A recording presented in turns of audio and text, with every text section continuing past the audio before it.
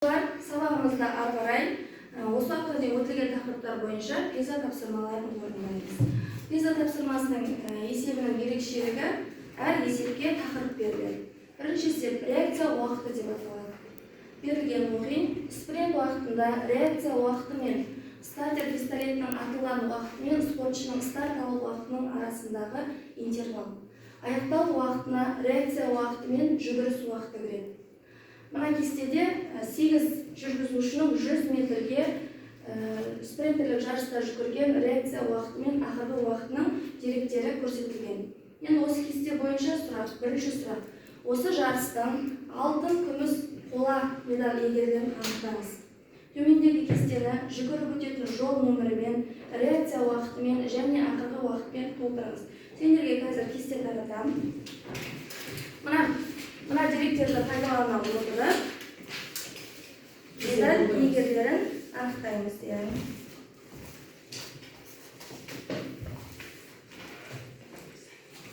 Кестеге мұқият қараймыз.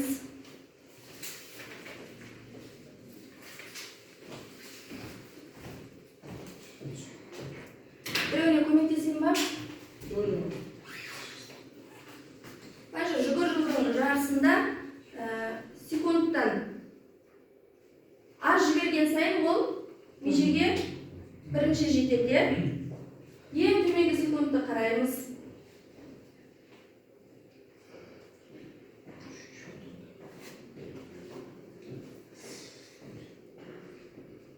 Мына жерден анықтаған жүгірушілер жазамыз, реакция уақытын мына жерден алып жазамыз. Кім болды? Ерсала. Дұрыс. Рахман.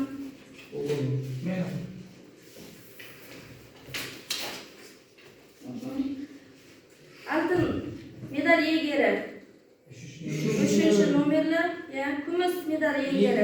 Екінші номер, қола медаль иегері. Алтыншы тұрса келесіңдер.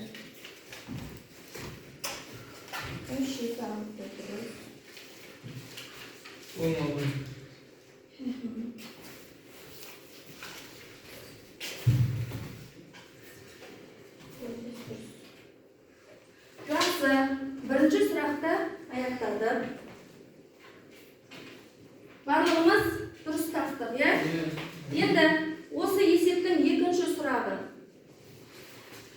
Бүгінгі таңда спортшылардың ешқайсысы да стартер пистолетіне 1,110 секундтан аз уақыт ішінде әрекет ете алмады.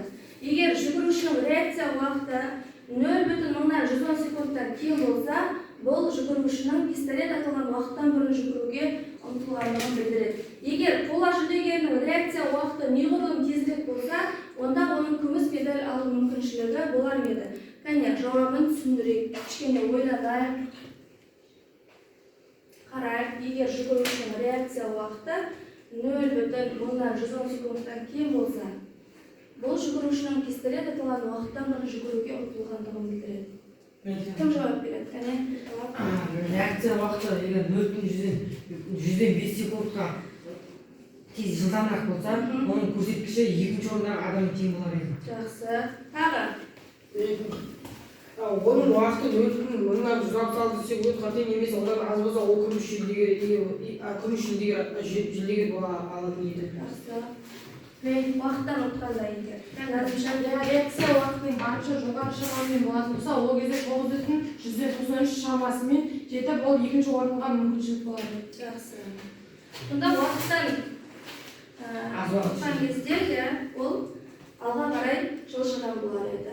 Міне реакция уақыты есебінің екі сұрағына да жауап алды. Ары қарай екінші есеп бөренелер деп аталады. Берілген оқиын. Бөренелерді орман базасында сақтау үшін төменде көрсетілген суреттегідей жинап қояды. Міне, мынау орман базасында жиналған бөренелердің суреті.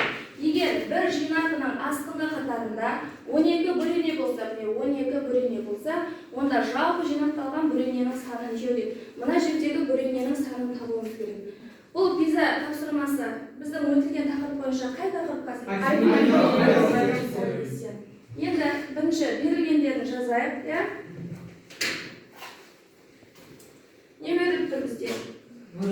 А бірінші мүше. А1 жаңа 12. 12.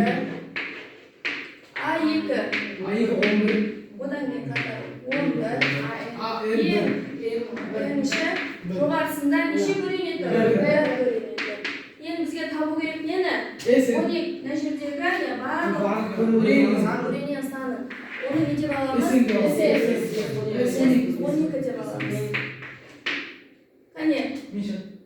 біз жалпы формуласын жазып қояйықшы. Есі тең А1. А1 қосылған Бұл арифметикалық прогрессияның екінші мүшесінің қосындысының формуласы. Қане, мына есепті кім шығарады? Миша. Міне, Ваханбек білгендерін жазып қойды. Бұл есепті біз арифметикалық прогрессия салатын болсақ, Қосындысын қоямыз, иә.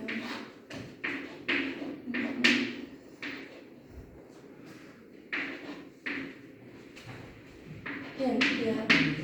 Тең. бұл жерде жаңағы 12 мен 2-ні қысқартып қоямыз. Сол кезде 12 мен 1-ні қосқан кезде 13, 13-ке 6-ны қосқан кезде 78. Көбейткенде. Көбейткенде 78. Онда жауабы 78 бөлінеді. Әрекет. Жинақталған бөлінелердің саны 78. Жақсы балалар, бүгінгі сабақтағы пиза тапсырмаларын орындады.